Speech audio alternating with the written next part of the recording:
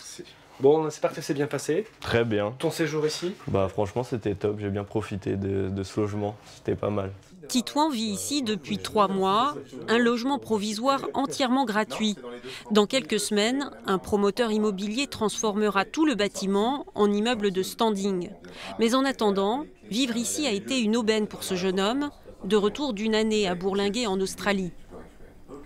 Oui, je pense pour certaines personnes ça convient pas à tout le monde parce que 3 mois ça passe très vite au final.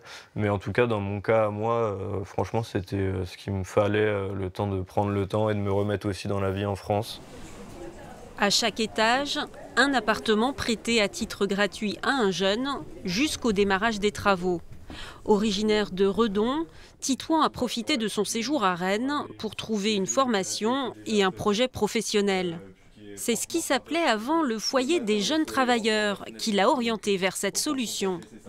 On a travaillé un peu avec la mission locale, qui avait aussi des jeunes qui ont, dans le cadre de leur accompagnement, des besoins de jeunes qui sont non pas sur Rennes, mais plutôt un peu éloignés, qui font des stages ou des formations ou un stage court, quoi, et qui ont besoin d'un hébergement.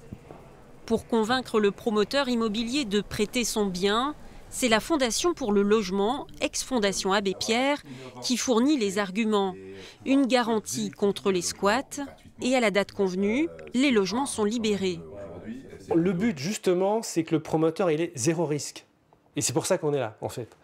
Quand on discute avec lui, on lui dit voilà, nous on sait quel type de ménage vont pouvoir intégrer ces logements et on prévoit à chaque fois de l'accompagnement. Donc on accompagne ces ménages dans l'appropriation des lieux, dans l'occupation des lieux et puis surtout aussi sur la sortie.